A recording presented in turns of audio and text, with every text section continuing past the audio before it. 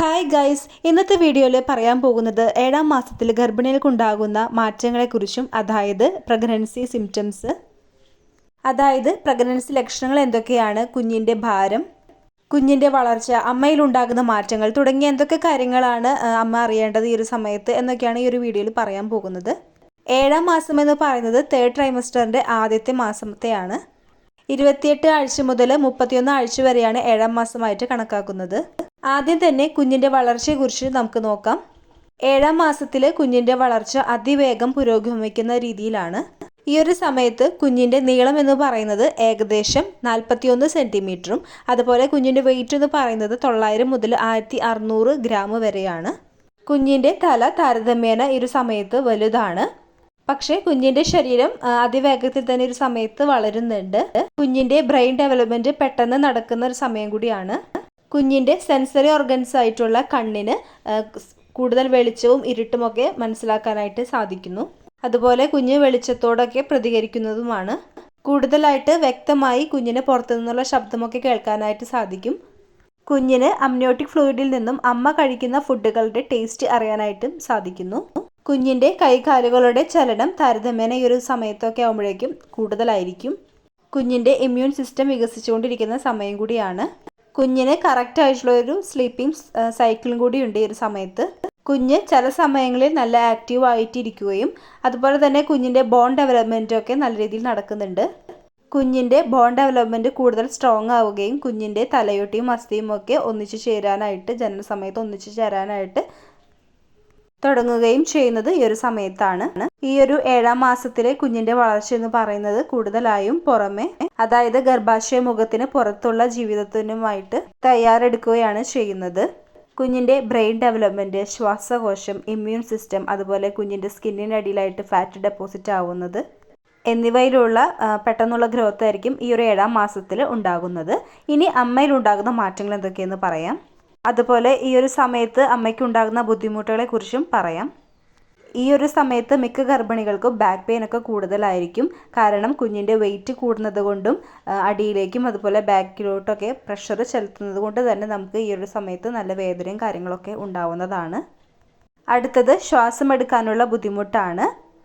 ഗർഭപാത്രം വികസിക്കുന്നത് കൊണ്ട് തന്നെ അത് ഡയഫ്രത്തിന് കൂടുതലായിട്ട് സമ്മർദ്ദം ചെലുത്തുന്നു. അതുകൊണ്ട് തന്നെ മിക്ക ഗർഭിണികൾക്കും ശ്വാസം എടുക്കാനുള്ളതിന് ബുദ്ധിമുട്ട് ഉണ്ടാകുന്നു. കൂടുതലും കിടക്കുന്ന സമയത്തായിരിക്കും ഇങ്ങനൊരു ശ്വാസമുട്ട് പോലെയൊക്കെ തോന്നാറുള്ളത്. കുറച്ചു നേരം നടക്കുമ്പോഴോ അല്ലെങ്കിൽ എന്തെങ്കിലും ജോലിയൊക്കെ ചെയ്യുമ്പോഴോ സ്റ്റെപ്പ് കയറുമ്പോഴോ ഒക്കെ നമുക്ക് ഭയങ്കരമായിട്ട് കിതപ്പ് ഉണ്ടാകുന്നതൊക്കെ ഇതുകൊണ്ടാണ്. അതുപോലെ ഇടയ്ക്കിടെ മൂത്രം ഒഴിക്കാനുള്ള ടെൻഡൻസി കൂടുന്നതായിട്ട് കാണാം.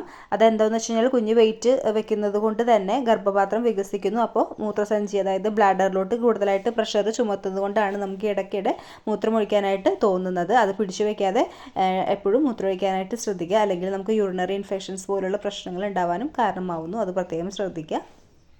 ഈ ഒരു സമയത്ത് മിക്ക ഗർഭിണികൾക്കും വയറ് ടൈറ്റ് ആവുകയും അതുപോലെ ലൂസ് ആവുകയും ചെയ്യുന്ന ആ ഒരു കോൺട്രാക്ഷൻ സംഭവിക്കാറുണ്ട്. അത് പ്രസവത്തിനായിട്ട് യൂട്രസ് തയ്യാറെടുക്കുന്നതിൻ്റെ ഭാഗമായിട്ട് അല്ലെങ്കിൽ ആ ഒരു പ്രാക്ടീസ് പോലെ ചെയ്യുന്നതാണ്.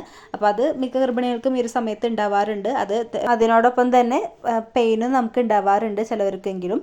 അപ്പം അത് അത്രയ്ക്ക് കാര്യമാക്കേണ്ടതില്ല. പക്ഷെ നിങ്ങൾക്ക് ഭയങ്കരമായിട്ട് പെയിൻ കാര്യങ്ങളൊക്കെ വരുന്നുണ്ട്, നടുവേദനയും കാര്യങ്ങളൊക്കെ നിങ്ങൾക്ക് എടുക്കുന്നുണ്ടെങ്കിൽ നിങ്ങൾ ഡോക്ടറെ കാണിക്കാനായിട്ട് ശ്രദ്ധിക്കുക.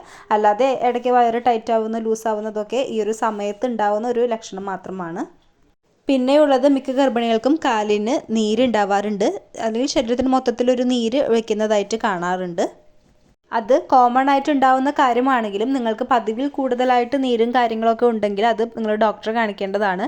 കാരണം ഈ ഒരു സമയത്ത് BP കൂടാറുണ്ട് ചില ഗർഭിണികൾക്ക്. അപ്പോൾ അതുകൊണ്ടും കാലിൽ നീര് കാര്യങ്ങളൊക്കെ വരാറുണ്ട്. അപ്പോൾ ഭയങ്കരമായിട്ട് നീരും കാര്യങ്ങളുണ്ടെങ്കിൽ നിങ്ങൾ ഡോക്ടറെ അറിയിക്കേണ്ടതുമാണ്.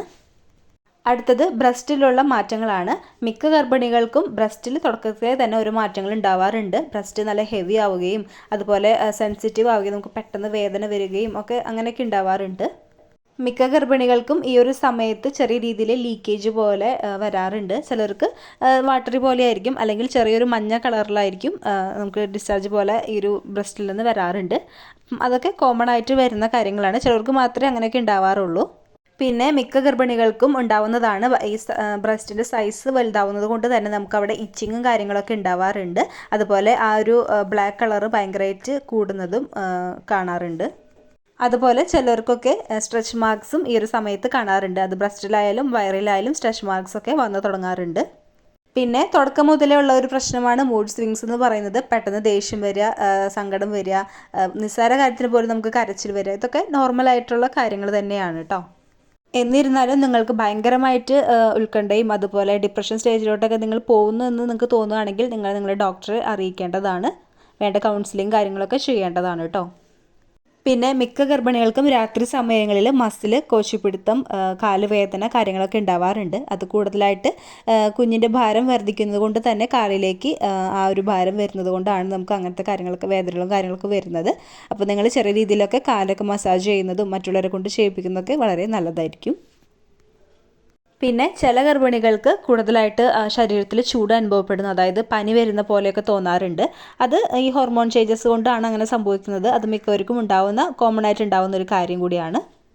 അടുത്തത് വജിനൽ ഡിസ്ചാർജ് ആണ്. ഗർഭകാലത്തിലുടനീളം നമുക്ക് വജിനൽ ഡിസ്ചാർജ് ഉണ്ടാവും. ഈ ഒരു അവസാന മാസമൊക്കെ ആവാറാകുമ്പോഴേക്കും അല്ലെങ്കിൽ ആ 3rd ട്രൈമസ്റ്ററിലൊക്കെ നമുക്ക് നല്ല രീതിയിൽ ഡിസ്ചാർജ് ഉണ്ടാവും. എന്നാൽ നിങ്ങൾക്ക് പതിവിൽ കൂടുതലായിട്ട് ഡിസ്ചാർജൊക്കെ വരുന്നുണ്ടെങ്കിൽ അത് നിങ്ങളുടെ ഡോക്ടറെ അറിയിക്കേണ്ടതുമാണ്. കാരണം ചിലപ്പോൾ ഇത് വജിനയിൽ ഉണ്ടാവുന്ന ഇൻഫെക്ഷൻ മൂലവും ഇതുപോലെ ഒരുപാട് ഡിസ്ചാർജ് ഉണ്ടാവാനായിട്ടും കാരണമാവുന്നുണ്ട്. അപ്പോൾ നിങ്ങൾ അതും ഡോക്ടറെ അറിയിക്കേണ്ടതാണ്. നിങ്ങൾക്ക് അവിടെ ഇച്ചിങ്ങും കാര്യങ്ങളൊക്കെ ഉണ്ടെങ്കിൽ നിങ്ങൾ ഡോക്ടറോട് സംസാരിക്കേണ്ടതാണ് കേട്ടോ. അടുത്തത് ഗ്യാസ് പ്രോബ്ലം, നെഞ്ചിരിച്ചിൽ, അങ്ങനത്തെ പ്രശ്നങ്ങളൊക്കെ ഉണ്ടാവാറുണ്ട്. കോൺസ്റ്റിപ്പേഷൻ, ഇതൊക്കെ കോമൺ ആയിട്ട് ഉണ്ടാവുന്നതാണ്. അപ്പോൾ ദഹനം നല്ല രീതിയിൽ നടക്കാത്തത് കൊണ്ടാണ് കൂടുതലായിട്ടും അങ്ങനെയൊക്കെ സംഭവിക്കുക. അപ്പോൾ നിങ്ങൾ പ്രോപ്പറായിട്ടുള്ള ഡയറ്റും കാര്യങ്ങളൊക്കെ എടുക്കുക. അതായത് നല്ല ഫ്രൂട്ട്സും പച്ചക്കറികളൊക്കെ ഭക്ഷണത്തിൽ ഉൾപ്പെടുത്താനായിട്ട് ശ്രദ്ധിക്കുക. ഇപ്പോൾ ഈ പറഞ്ഞ ലക്ഷണങ്ങൾ എല്ലാവർക്കും ഉണ്ടാവണമെന്നില്ല. ഇതിൽ 1-2 ലക്ഷണങ്ങളൊക്കെ ആയിരിക്കും നിങ്ങൾക്ക് ഉണ്ടാവുക. എല്ലാവരുടെയും ഒരേപോലെ ആവണമെന്നില്ല. ഈ പറഞ്ഞ ലക്ഷണങ്ങൾ ഒന്നും തന്നെ നിങ്ങൾക്കില്ല എന്ന് വിചാരിച്ചു നിങ്ങൾ പേടിക്കേണ്ടതില്ല. അടുത്തത് എന്തൊക്കെ കാര്യങ്ങളാണ് നിങ്ങൾ ഈ ഒരു സമയത്ത് ശ്രദ്ധിക്കേണ്ടതെന്ന് പറയാം. ഹെൽത്തി ആയിട്ടുള്ള ഭക്ഷണം, അതായത് ഡയറ്റ് ഫോളോ ചെയ്യാനായിട്ട് ശ്രദ്ധിക്കുക. കാൽസ്യം, അയൺ, വൈറ്റമിൻ ഡി ഒക്കെ അടങ്ങിയിട്ടുള്ള ഫുഡുകൾ ഭക്ഷണത്തിൽ ഉൾപ്പെടുത്താനായിട്ട് ശ്രദ്ധിക്കുക. ധാരാളം ഫ്രൂട്ട്സ്, വെജിറ്റബിൾസ്, ഫൈബേഴ്സ് ഒക്കെ അടങ്ങിയിട്ടുള്ള ഭക്ഷണങ്ങൾ കഴിക്കാനായിട്ട് ശ്രദ്ധിക്കുക. ഇലക്കറികൾ ഇതൊക്കെ കഴിക്കുന്നതൊക്കെ കൊണ്ട് തന്നെ നിങ്ങൾക്ക് കോൺസ്റ്റിപ്പേഷൻ തുടങ്ങിയ പ്രശ്നങ്ങളൊക്കെ ഇല്ലാതാക്കാനായിട്ട് സഹായിക്കുന്നുണ്ട്. പിന്നെ ധാരാളം വെള്ളം കുടിക്കാനായിട്ട് മറന്നു പോകരുത് കേട്ടോ. വെള്ളം നന്നായിട്ട് കുടിക്കുക. ഈ ഒരു സമയത്ത് നന്നായിട്ട് വെള്ളം കുടിക്കണം. മിനിമം ഒരു 2 ലിറ്റർ വെള്ളമെങ്കിലും നിങ്ങൾ കുടിച്ചിരിക്കണം. ഇല്ലാന്നുണ്ടെങ്കിൽ നിങ്ങൾക്ക് ഭയങ്കരമായിട്ട് ക്ഷീണവും പ്രശ്നങ്ങളൊക്കെ ഉണ്ടാവും. തലവേദനയുടെ ഒരു മിക്ക റീസൺ എന്ന് പറയുന്നത് നിങ്ങൾക്ക് വെള്ളം കൂടി കുറയുന്നത് കൊണ്ട് തന്നെയാണ്. പിന്നെ നല്ല രീതിയിൽ വിശ്രമം എടുക്കാനായിട്ട് ശ്രദ്ധിക്കുക. 8 മണിക്കൂറെങ്കിലും കുറഞ്ഞത് ഉറങ്ങാനായിട്ട് ശ്രദ്ധിക്കുക. പിന്നെ നിങ്ങൾ റെഗുലറായിട്ട് എക്സസൈസൊക്കെ ചെയ്യുന്നവരാണെങ്കിൽ എക്സസൈസൊക്കെ ചെയ്യാവുന്നതാണ്. ചെറിയ രീതിയിൽ നടക്കുക, അങ്ങനത്തെ കാര്യങ്ങളൊക്കെ ചെയ്യുക. റെസ്റ്റ് പറഞ്ഞിട്ടുള്ളവരാണെങ്കിൽ തീരെ ഒന്നും ചെയ്യാൻ നിൽക്കണ്ട. ഫുൾ റെസ്റ്റ് എടുക്കാനായിട്ടും ശ്രദ്ധിക്കുക. അതുപോലെ തന്നെ ഉപ്പ്, പഞ്ചസാരയൊക്കെ അടങ്ങിയിട്ടുള്ള ഭക്ഷണങ്ങളൊക്കെ കഴിവതും കുറയ്ക്കുക. പിന്നെ ചായ, കോഫി തുടങ്ങിയവയൊക്കെ അധികം കഴിക്കാണ്ടിരിക്കാനും ശ്രദ്ധിക്കുക. പിന്നെ നിങ്ങൾക്ക് പതിവിൽ കൂടുതലായിട്ട് എന്തെങ്കിലും പ്രശ്നങ്ങളൊക്കെ തോന്നുന്നുണ്ടെങ്കിൽ നിങ്ങൾ വെച്ചുകൊണ്ടിരിക്കാതെ നിങ്ങൾ ഡോക്ടറെ അടുത്ത് സംസാരിക്കാനും കാണാനായിട്ട് പ്രത്യേകം ശ്രദ്ധിക്കുക. അപ്പോൾ ഇത്രയുള്ളൊരു വീഡിയോ യൂസ്ഫുൾ ആയിട്ടുണ്ടെങ്കിൽ ലൈക്ക് ചെയ്യാനും കമൻറ്റ് ചെയ്യാനും സബ്സ്ക്രൈബ് ചെയ്യാനും മറക്കരുത് കേട്ടോ. അപ്പോൾ നമുക്കിനി അടുത്ത വീഡിയോയിൽ കാണാം. Thanks for watching.